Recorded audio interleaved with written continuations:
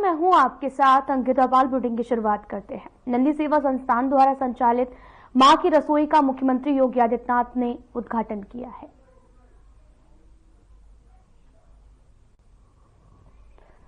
CM Yogi Adityanath Prayagraj पहुंचे हैं। मां की रसोई का उद्घाटन करते नजर आए। सीएम योगी आदित्यनाथ ने उद्घाटन किया। तस्वीरें आपको दिखा रहे हैं जहां पर मां की रसोई के नाम से कार्यक्रम स्थल पर पहुंचे, जहां पर उनका उद्घाटन भी किया मां की रसोई का। और इस दौरान सीएम योगी आदित्यनाथ ने रिबन काट के उद्घाटन किया है।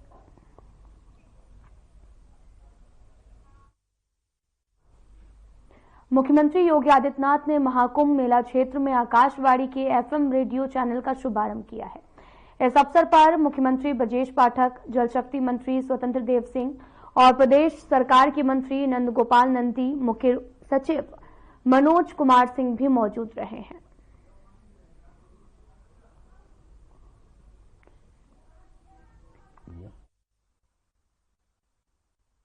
मैं सबसे पहले प्रयागराज की इस धरती पर उत्तर प्रदेश सरकार की ओर से आप सबका मैं स्वागत करता हूं। मैं आभारी हूं आदरणीय प्रधानमंत्री जी का, केंद्रीय सूचना प्रसारण मंत्री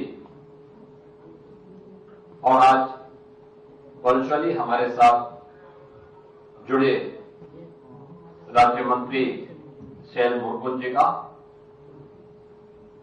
जिन्होंने कुंभ के इस आध्यात्मिक और धार्मिक महत्व को समझते हुए महाकुंभ के जिससे कुंभ वाणी का शुभारंभ करने के लिए प्रसार भारती की पूरी टीम आज यहां आई है। वास्तव में लोक परंपरा, लोक संस्कृति को आम जन तक पहुंचाने के लिए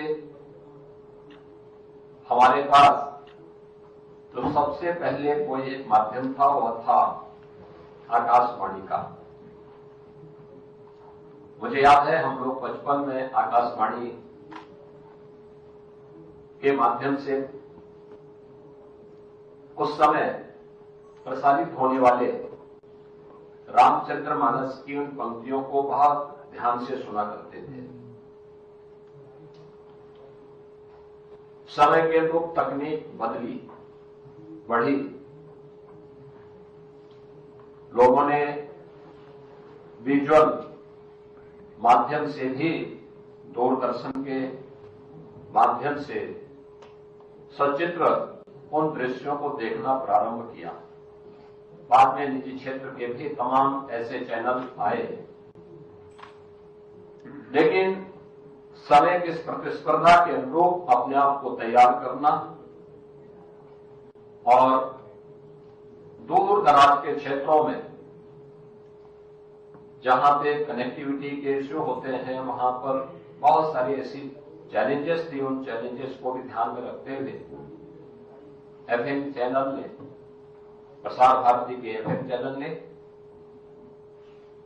2013 में भी, 2019 में भी और आज जब महाकुंभ के इस आयोजन के हम साक्षी बन रहे हैं, इस अवसर पर भी कुंभ वाणी के नाम पर इस विशेष एफएम चैनल को यहां पे शुभारंभ करने की कार्रवाई प्रारंभ की है। मैं इसके लिए उत्तर प्रदेश सरकार की ओर से प्रसार भारती को हृदय से धन्यवाद देता हूं। सबसे बड़ी बात यह है कि जो महाकुंभ है ये केवल एक आयोजन नहीं है, बल्कि सनातन गौरव और गर्व का एक महा आयोजन है, एक महासमागम है, जिसको सनातन धर्म के गौरव और गरिमा को देखना हो तो वह कुंभ का दर्शन करे, कुंभ में आकर के अवलोकन करे। जो लोग एक संकीर्ण दृष्टि से सनातन धर्म को देखते हैं, यहाँ पे आपस में सांप्रदायिक मतभेद है, भेदभाव है या छुआछूत और अस्पृश्यता के आधार पर समाज को बांटने का काम करते हैं, उन लोगों को आकर के देखना चाहिए कि यहां न पंथ का भेद है, न जाति का भेद है, न छुआछूत है, न कोई लिंग का भेद है। सभी पंथ और संप्रदाय एक साथ एक ही संगम पर स्नान करते हैं। सभी जातियां, न जाति का भेद है, न मत और संप्रदाय का कोई भेद है और न ही लिंग का कोई भेद है। सभी लोग एक जगह आकर के आस्था की डुबकी लगा करके प्रयागराज के माध्यम से उस संदेश को, सनातन गर्व के प्रतीक इस संदेश को पूरे देश और पूरी दुनिया तक लेके जाते हैं। एक आध्यात्मिक संदेश है। आध्यात्मिक संदेश प्रयागराज के बारे में कहा जाता है। इस अवसर पर पूरी दुनिया, पूरा विश्व एक नीड के रूप में, यानी एक घोंसले के रूप में यहां पर देखने को मिलता है। दुनिया के भी बहुत सारे लोग, बहुत सारे श्रद्धालु, आपने प्रयागराज मेले के अंदर देखा होगा, अभी से उनका आगमन शुरू हुआ है। वे देखना चाहते हैं अध्यात्म की गहराइयों में, उन्हें डुबकी लगाने और उसके रहस्य को समझने के लिए उन लोगों के द्वारा भी से प्रयास प्रारंभ किए गए हैं। एक अद्भुत क्षण है और उस अद्भुत क्षण का मौका प्रसार भारती ने कुंभवाणी के रूप में प्रस्तुत करने का प्रयास किया है। यानी पूरे दिन भर का प्रातःकाल ब्रह्म मुहूर्त से लेकर के देर रात्रि तक न केवल कुंभ के कार्यक्रमों को आंखों देखा हाल के माध्यम से, बल्कि महाकुंभ के आयोजन के साथ जुड़े हुए हमारे धार्मिक उद्धरणों को भी, चाहे वहां श्री रामचरितमानस के गायन का हो, श्रीमद् भगवत गीता का हो या अन्य वैदिक शास्त्रों का, पुराणों का, उपनिषदों के उन उद्धरणों को, महाकुंभ के रहस्य के बारे में, उसके धार्मिक, उसके आध्यात्मिक, उसके सांस्कृतिक और उसके सामाजिक और आर्थिक पहलुओं को भी ध्यान में रख करके इस आयोजन का साक्षी हम सबको दूर दराज के गांवों में, मुझे लगता है कि यह फैलाने का काम कुंभवाणी, आकाशवाणी और प्रसार भारती करेगी। एक सुनहरा अवसर है। मुझे लगता है कि जब भी हम सनातन धर्म के इस गौरव को पूरी ईमानदारी के साथ आगे बढ़ाएंगे, तो ये मान करके चलिए कि आम जन के मन में उसके प्रति श्रद्धा का भाव होगा और जो आज एक टीआरपी की लड़ाई है, उसमें फिर से प्रसार भारती आगे बढ़ने में सफल हो सकता है। ये हम लोगों ने देखा होगा, खासतौर पर तब जब कोविड महामारी आई थी और लॉकडाउन प्रारंभ हुआ था। जैसे ही दूरदर्शन ने रामायण सीरियल दिखाना प्रारंभ किया, आपने देखा होगा कि कैसे दूरदर्शन के टीआरपी बढ़ी थी। और मुझे लगता है कि मुझे बचपन की याद है, मेरी उम्र 7-8 वर्ष की रही होगी, तब मैं रामचरितमानस का पाठ सुनता था आकाशवाणी में, देखता था मैं, क्योंकि तब दूरदर्शन की उस प्रकार की स्थिति नहीं थी, टेलीविजन थे भी नहीं उस समय, लेकिन तब भी हम लोग सुनते थे। और अलग प्रकार के कार्यक्रमों के माध्यम से कितना लोकप्रिय होता था। हर घर में एक रेडियो जरूर होता था, हर घर में होता था। और एफएम चैनल तो आज भी युवाओं के बीच में बहुत लोकप्रिय है। उनके स्मार्टफोन पे भी इसको वहां पर वो कैच कर लेता है। लोग अपने फोन के माध्यम से भी उसको सुनते हैं। आवश्यकता के अनुसार न केवल जानकारी लेते हैं, बल्कि उसका मनोरंजन का भी एक माध्यम के रूप में उसका उपयोग करते हैं। मुझे बड़ा विश्वास है कि एफएम चैनल लोकप्रियता की एक नई ऊंचाइयों को प्राप्त करेगा और कुंभ को दूर दराज के उन गांवों में जो लोग चाहते भी यहां नहीं पहुंच पाते, क्योंकि एक बड़ी आबादी ऐसी है जो लोग अपने किन्हीं कारणों से यहां नहीं पहुंच पा रहे हैं, उन तक हम पहुंचेंगे टेक्नोलॉजी के माध्यम से, इस प्रकार की सुविधाओं के माध्यम से, और वह सजीव प्रसारण उनके माध्यम से हम उनके सामने कर पाएंगे। तो मुझे लगता है कि उनको भी सनातन गौरव के इस महासमागम को जानने सुनने आने वाली पीढ़ी को बताने का एक अवसर प्राप्त होगा। मैं इस अवसर पर एक बार फिर से प्रसार भारती को हृदय से धन्यवाद देता हूं और उनके इस पूरे कार्यक्रम के प्रति अपनी शुभकामनाएं देता हूं। धन्यवाद। जय हिंद। भारत के सत्य, सनातन और हिंदू धर्म के सबसे बड़े पर्व महाकुंभ 2025 का आगाज हो चुका है। संगम नगरी में देश विदेश के ख्याति प्राप्त संतों और भारत के प्रसिद्ध सनातनी परंपरा के अखाड़ों का जमावड़ा लग चुका है। महाकुंभ में अभी प्रधानमंत्री नरेंद्र मोदी और मुख्यमंत्री योगी आदित्यनाथ ने महाकुंभ को भव्य, दिव्य, अद्भुत और विश्व स्तरीय बनाने के लिए दिन रात एक कर दिया है। सरकार ने दुनिया के तमाम देशों को महाकुंभ की अलौकिक नगरी का दर्शन करने और इसी बहाने भारत की पुरातन सभ्यता और संस्कृति से विश्व को अवगत कराने के लिए संगम नगरी पधारने का आमंत्रण भेजा है। साधना ग्रुप और भारत ब्रॉडकास्टिंग लिमिटेड ने महाकुंभ के महात्म्य से दुनिया को परिचित कराने के लिए भी नई दिल्ली के रशियन कल्चर सेंटर में शानदार आयोजन किया गया, जिसमें डॉक्टर दिनेश शर्मा मुख्य अतिथि के रूप में शामिल हुए हैं।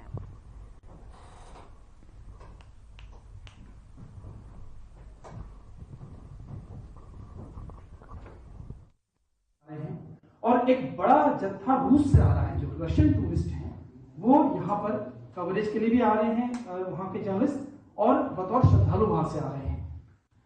भगवान शिव के सूक्तों का जितना अच्छा अनुवाद वाराणसी या दूसरे भारतीय जगह पर हुआ है, उतना ही अच्छा अनुवाद रूस में और खासतौर पर पोलैंड और जितनी भी स्लाविक कंट्रीज हैं उन जगहों पर हुआ है। इसलिए मेरा अनुरोध है कि एक जिम्मेदारी के साथ एक अच्छा संदेश हमारे विदेशी मेहमान जो है खासतौर पर इस कुंभ के लिए आ रहे हैं उन तक जाए, और ये कुंभ हम सब के मनोरथ को पूरा करे, हमारे देश के लिए अच्छा हो, हमारे नागरिकों के लिए अच्छा हो और पूरे विश्व का कल्याण करे। यही कामना करता हूँ। धन्यवाद। धन्यवाद। जो सारा सम्मान मिल रहा है, महिला हमारे साथ एक ही थी साध्वी जी, और जिनको हम लोगों ने सुना। अवनी जोशी हमारे साथ मौजूद है। मैं चाहूँ कि कृपया माइक के पास लेके जाएं। सिंगर है और मुंबनार है। It is about Mahakumbh. So if you could speak in Hindi, if you are comfortable speaking in Hindi, I suppose, अगर आप बात करें ठीक है। आप महाकुंभ के बारे में बताएं। और एक मैं चाहता हूं कि और खास तौर से एक आप कुछ ऐसा गुनगुनाएं भी जो कुछ धार्मिक रूप से जो हमारे सभी लोगों को यहाँ पे थोड़ा सा उनको और एक ऊर्जा दे सके। जो माइक आई थिंक थोड़ा थोड़ा चल रहा है, थोड़ा नहीं चल रहा है। ये वाला माइक मुझे लगता है कि जो अगर आदमी आत्मा से गाता है तो उसकी आवाज पूरे। First of all thank you so much Sadhana for having me here. Thank you so much and मैं बोलना चाहती हूँ कि मैंने महाकुंभ कभी एक्सपीरियंस नहीं करा है, मैंने अर्थ एक्सपीरियंस करा है, तो मैं जाना चाहूंगी महाकुंभ में। और मुझे पता चला कि बहुत ज्यादा अच्छी तरीके से इसकी मतलब योजना चल रही है and I really want to experience it. So मैं ज्यादा वो यूज नहीं करूंगी अभी। तो एक गाना गाना चाहूंगी शिवतांडव स्तोत्र, जो मैंने गाया और बहुत चला है मेरा शिवतांडव स्तोत्र for this situation, because it's about piece and harmony and unity. तो शिवतांडव स्तोत्र मैं प्रेजेंट करती हूँ। जटाटवीकल जल प्रवाह पावित स्थले गणेवलंब लंबितां भुजंगतुंगमालिकां डमड्डमड्डमड्डमन्निनादवड्डमन्वयं चकार चण्ड ताण्डवं करोतु न शिवम् जटाकटाः सन्धमं भ्रमन्निलिम्पिरेजरि विरोधरि विजयरि विराजमानोदरि धग धग धग जलललाट पट्ट पावके किशोर चन्द्रशेखर विदः प्रतीक्षणम्। ओम शिवाय ओम शिवाय ओम। Thank you.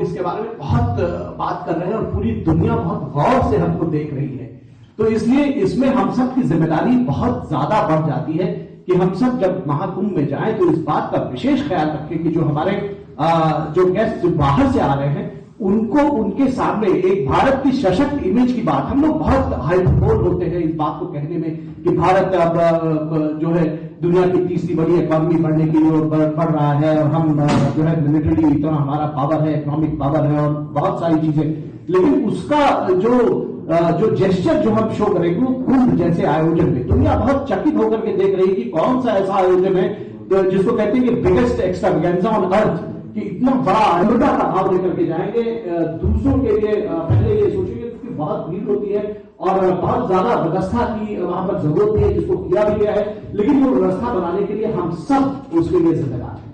एक चीज, दूसरी बात मुझे ये लगता है कि इसके साथ ही साथ यहाँ पर जो सारे लोग होंगे वो सब बहुत उत्सुक होंगे कुंभ में जाने के लिए, तो जरूर जाइएगा, क्योंकि अभी जिस तरह से कहा गया कि ये 144 सालों के बाद ये ऐसा अवसर आ रहा है, तो 144 साल तो बड़ी बात हम लोग को जीने वाले नहीं, तो ये ऐसा अवसर जो है इसको बिल्कुल मत छोड़िएगा। ये 45 दिनों तक चलेगा, 13 तारीख से लेकर के और 26 तारीख तक, 26 फरवरी तक, तो एक दिन तो जरूरी निकाल लीजिएगा, जरूर जाइएगा, क्योंकि ये अवसर दोबारा जीवन में नहीं है। तो बस मैं इतना ही कहना चाहता हूँ। बहुत बहुत धन्यवाद निखिल जी, आपने बहुत अच्छी बात रखी। और हम इससे पहले कि प्रदीप भंडारी जी के ज्यादा लोग जाएं तो अच्छा है, क्योंकि विश्व के पूरे विश्व के बहुत सारे लोग इसमें स्नान करने के लिए जाएंगे और स्नान करने से बहुत फायदा होता है।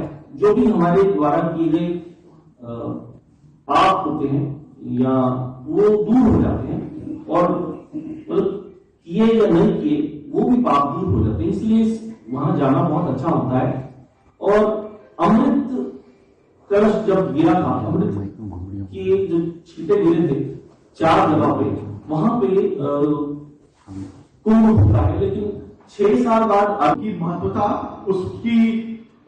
उसके बारे में, उसकी जो व्यक्तित्व है खासतौर से महाकुंभ का, और उसकी इस बार 2025 में उपस्थिति के बारे में आज से बेहतर कोई बता नहीं सकता है, क्योंकि 2019 में आपने आदरणीय मुख्यमंत्री योगी आदित्यनाथ जी के साथ सहायक नहीं बल्कि उनके साथ मुख्य रूप के साथ मिलकर के इस कुंभ को आपने पूरा सहज इतना बेहतरीन बनाया था, और इस बार 2025 में भी आप उसके साक्षी बनने जा रहे हैं।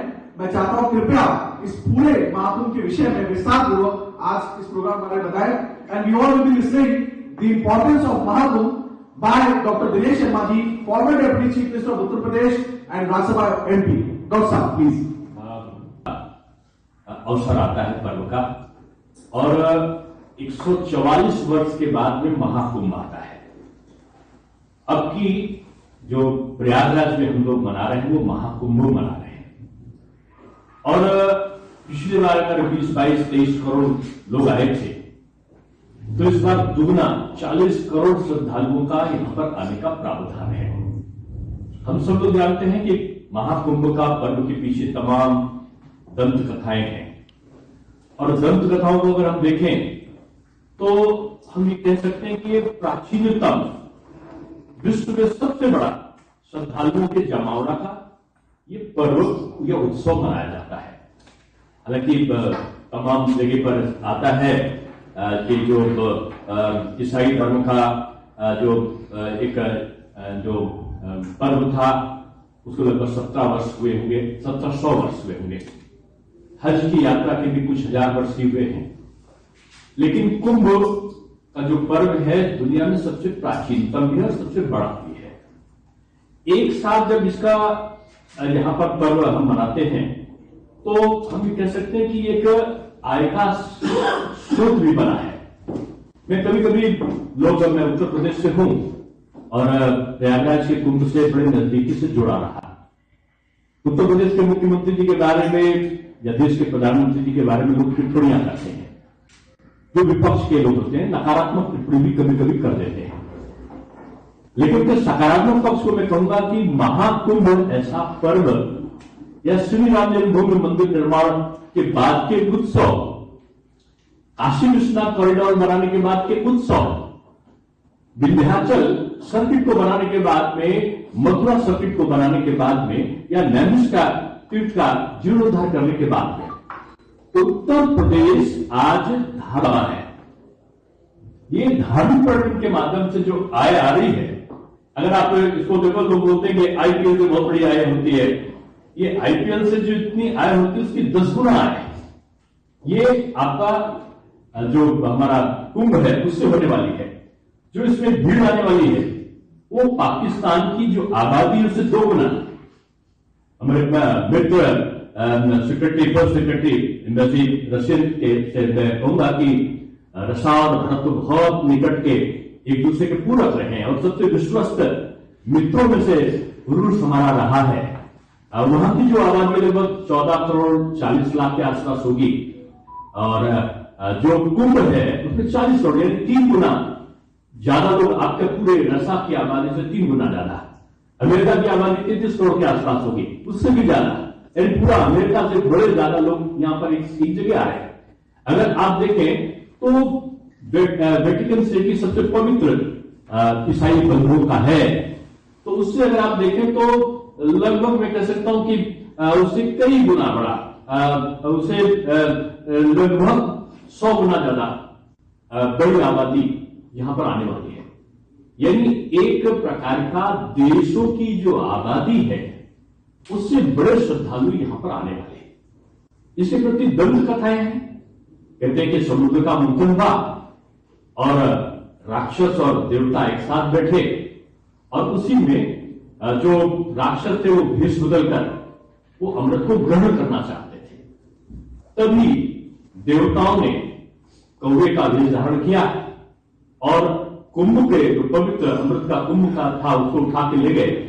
शनि देव की, सूर्य देव की, इंद्र देव का सबका योगदान उस अमृत के रक्षण में रहा।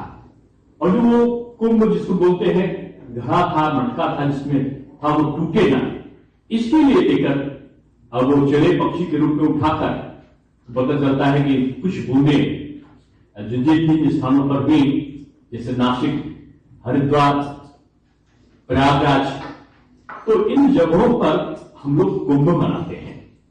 ये कुंभ है, फिर अर्धकुंभ है और महाकुंभ है।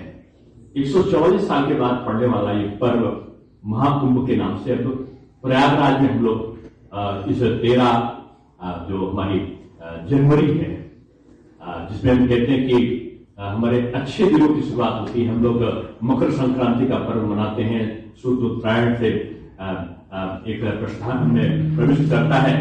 तो ऐसे समय का जो मनोरम दृश्य है, मैं निखिल सिंह जी का आपसे सबसे परिचय कराना चाहूंगा। वरिष्ठ पत्रकार हैं, वर्तमान में दूरदर्शन में कार्यरत हैं और खासतौर से हमारे साथ में हमारे स्वामी जी और योग के बहुत बड़े जानकार महाराज जी भी मौजूद है। महाराज जी, आपसे भी मैं अपना समय लेकर आज आपने खासतौर से हमने जब महाराज जी को इंट्रोड्यूस करवाया, क्योंकि रजनीश यादव जी जो खासतौर से अधिवक्ता है और उन्होंने बोला कि आप इनको जरूर आप इनको आज के कार्यक्रम बुलाएं, तो हमने बोला कि ये धर्म की बातचीत होगी। तो उन्होंने बोला देखिए योग से ही धर्म आता है और धर्म से योग आता है। तो उन्होंने बहुत अच्छी बात रखी। आप लोग बात हमारे समक्ष रखिए, क्योंकि ये जो कार्यक्रम है मात्र 30 से 40 लोगों के बीच का कार्यक्रम नहीं है। साधना के सभी चैनल्स पे ये लाइव टेलीकास्ट और स्पेशल कवरेज हो रहा है। साथ में टीवी एशिया जो नॉर्थ अमेरिका का चैनल है उस पर भी विशेष कवरेज है। तो आपकी बात सिर्फ मात्र इस कमरे में नहीं है, जब बल्कि देश के अन्य चैनल्स में और करोड़ों होता है आपकी बात है। तो कृपया बात को आपके समक्ष रखेंगे, भले आप अंग्रेजी में बोलें, कोई दिक्कत नहीं है। सपना जी, थोड़ा आप आइए यहाँ पे। आज इस कार्यक्रम का उद्देश्य जो है हमारे ब्यूरो हेड है वो आपने खासतौर से क्योंकि लोगों को आपने काफी बुलाया और उनको बताया, तो क्या कंसेप्ट था जिसको आपको लगता है कि आज के कार्यक्रम को हम लोग कर रहे हैं? सबसे पहले तो आप सबको थैंक यू। आप लोग यहाँ बहुत शॉर्ट पीरियड में हमारे इन्विटेशन पर यहाँ पर मौजूद हैं। और ये जो हमारा कार्यक्रम है महाकुंभ को लेकर, हमारे देश में आज तक बहुत सारे कुंभ मनाए गए, लेकिन ये महाकुंभ का अवसर है, इस स्तर पर कभी मनाया नहीं गया है, तो ये हम सबके लिए गर्व की बात है। तो हमारा चैनल भी चाहता है कि इसको एक नई दिशा देकर सबके सामने हम लोग इसे प्रस्तुत करें। अपने सारे चैनल्स के माध्यम से हम सबको बताएं कि महाकुंभ और हिंदू धर्म इनिशिएट रहा, जो हमें प्रमोट कर रहे हैं, हमारे धर्म को प्रमोट कर रहे हैं। उसके लिए specially we are thanking to Russian culture centre. और इसके अलावा मैं चाहूंगी कि आगे आप बताएं। धन्यवाद सपना जी। क्योंकि जब हम कोई काम करते हैं तो अपनी टीम को हम अपने साथ हमेशा लेके चलते, तो हमें अपनी टीम मेंबर जिन्होंने इस पूरी भूमिका निभाई है उस पूरे आयोजन में, उनको हम जरूर आपके समक्ष रखेंगे। हमारे और भी टीम मेंबर्स हैं, हम उनको आपको बारी बारी से इंट्रोड्यूस कराएंगे। और आचार्य शैलेश तिवारी जी के पास चलने से पहले हम गजेंद्र सिंह शेखावत जी का एक मैसेज हम सुनेंगे और आचार्य शैलेश तिवारी जी को मुझे लगता है यहाँ पे मौजूद जितने भी लोग हैं उनको जानते हैं। देश के किसी भी चैनल पे आप इनको देख सकते हैं, सुन सकते हैं, और भारतीय संस्कृति को ऊंचाइयों तक ले जाने में अगर किसी ने सबसे बड़ा योगदान जिन विशेष लोगों ने किया है इस देश में, उसमें आचार्य शैलेश तिवारी जी की भी अहम भूमिका है। आप महाराज जी आए यहाँ पे, हम आपको पूरी तरीके से सुनेंगे। उससे पहले हम गजेंद्र सिंह शेखावत जी का एक मैसेज आपके पास सुनेंगे।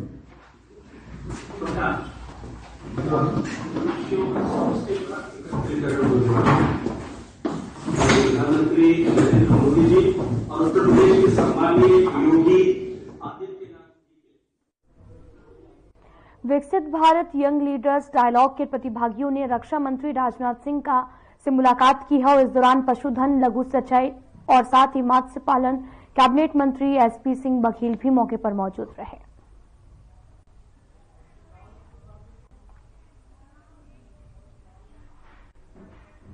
फिलहाल में इतना ही। नमस्कार।